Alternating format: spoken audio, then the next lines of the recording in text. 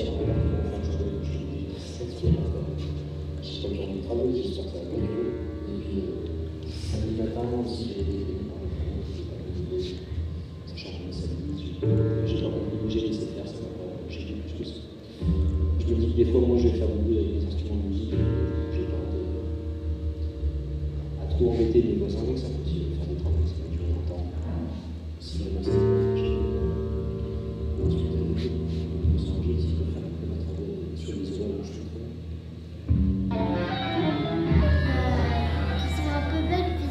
fait, ils font de la perceuse.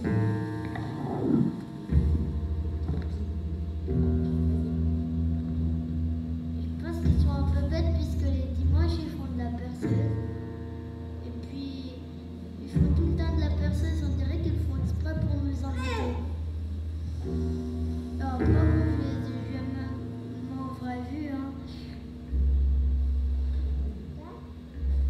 Je pense qu'ils sont un peu...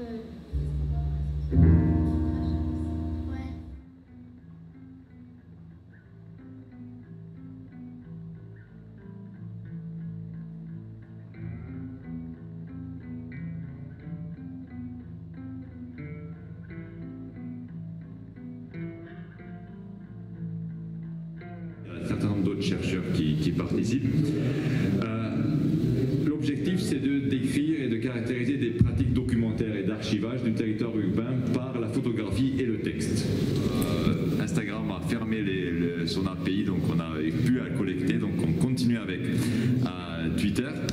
Et l'objectif, c'est de voir comment les gens représentent, qu'est-ce qu'ils photographient, qu'est-ce qu'ils décrivent, comment ils approchent, comment ils prennent en main, quel est l'imaginaire populaire de la ville à travers les réseaux sociaux. Décidé d'utiliser une caméra GoPro qu'on demande à des cyclistes volontaires d'installer de façon à ce qu'ils filment 5 allers-retours sur leur trajet domicile-travail.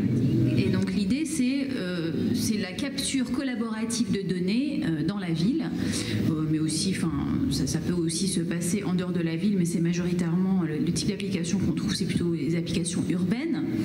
Et donc dans ce type de système, en fin de compte, l'idée c'est que le capteur aujourd'hui c'est nous. Donc c'est nous, pourquoi? Parce que nous sommes quasiment tous équipés de petits dispositifs comme ceci, donc des smartphones.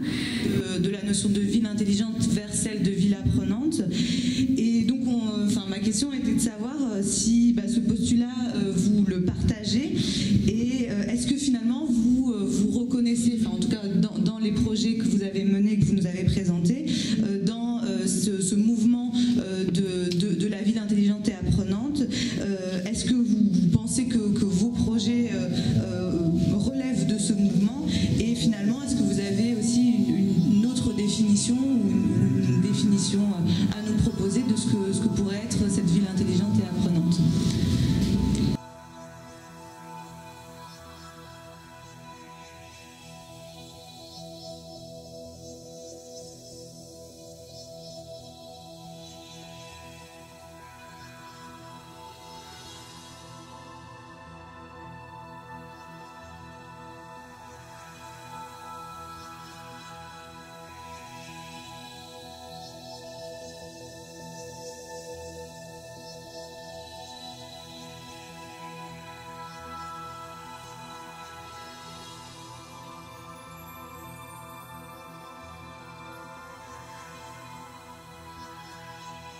Je pense que l'activisme, c'est cette condition de l'existence lors de laquelle les individus sont des acteurs au service à la fois évidemment de leurs intérêts particuliers, mais surtout et en même temps au service du collectif. Et de ce point de vue-là, l'activisme est peut-être moins un état qu'un but, qu'une visée. Peut-être que l'on pourrait dire que le politique, dans les sociétés démocratiques, s'il était bien organisé, viserait à faire en sorte que les individus soient toujours des activistes, c'est-à-dire soient toujours acteurs de projets engageant autant le collectif individuelle. Et peut-être qu'une des questions qu'on va aborder, c'est que l'évolution des démocraties, ne parlons pas pour l'instant des systèmes non démocratiques, encore que ce soit évidemment très intéressant d'aborder cela, mais l'évolution des démocraties,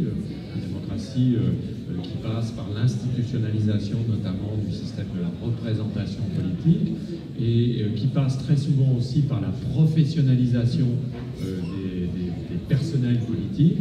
L'évolution des démocraties a plutôt eu tendance à transformer les individus en clients des institutions politiques. Et pour moi, le contraire de l'activisme, c'est le système de clientèle.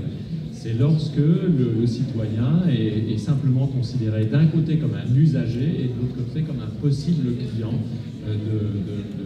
du service qui lui est offert par l'institution politique. Donc l'activisme, pour moi, c'est aussi une finalité, à redonner aux individus leur capacité d'action. C'est un projet politique en soi qui est important à mener.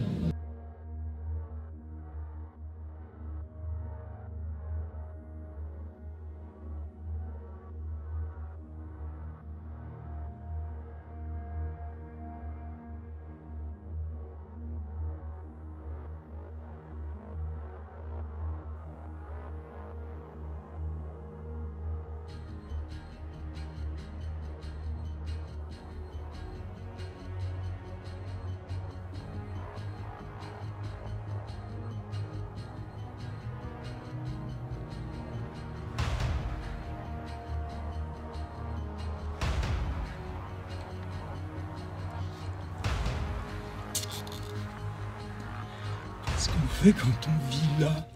Qu'est-ce qu'on fait quand on vit là comme ça? Qu'est-ce qu'on fait quand on vit là comme ça?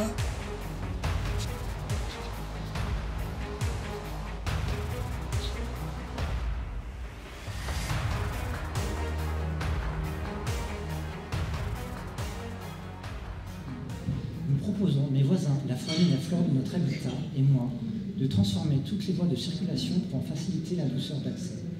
Les bruits de voitures se tairont, les trottoirs s'arrondiront, les carrefours reprendront leur courbe naturelle, les passages bateaux seront généralisés à toute la ville. Le feu rouge n'aura plus besoin d'être. Nous n'aurons plus besoin de lui pour faire une pause quand l'envie se fera. Au sortir de nos terriers ou de nos habitats suspendus, nous nous déplacerons sans bruit, sinon quelques cliquetis. Nous marcherons, avancerons sur les trottoirs roulants ou roulerons sur les trottoirs cyclables, parfois aidés des transports en commun. La cité-jardin sera la jungle foisonnante à travers laquelle nous rejoindrons notre hyperlieu préféré. Passage de la porte, fermeture à clé, descente des escaliers, 6 marches, 3 étages, nouvelle porte, manœuvrabilité de Port du Sac, garage, sortie du vélo, trottoir encombré, sens unique avec un flot de voitures à contresens, usage du vélo en trottinette sur le trottoir interdit, arrêt de bus, attention, cri à éviter dans le sens longitudinal, feu rouge, piéton, avenue de la République, vert, traversée, rue, travaux, pas de piste, on continue, voie de tram interdite, on continue, attention au chien, attention à la laisse du chien, attention au tramway, montez. Attention au chien, attention à la laisse du chien. C'est le truc rythmique là qu'il faut. Attention à la voiture garée en double fil, attention à la portière, attention à la personne qui s'arrête à côté de moi, discussion, évasion, ça repart, plénitude quelques centaines de mètres, Enfin se dépenser, attention, rue Monosier, rue béton goudron, une nouvelle construction à droite, chaleur, mouvement, vent, attention au rail du tramway, la fin attaque, la surface attaque, zone piéton.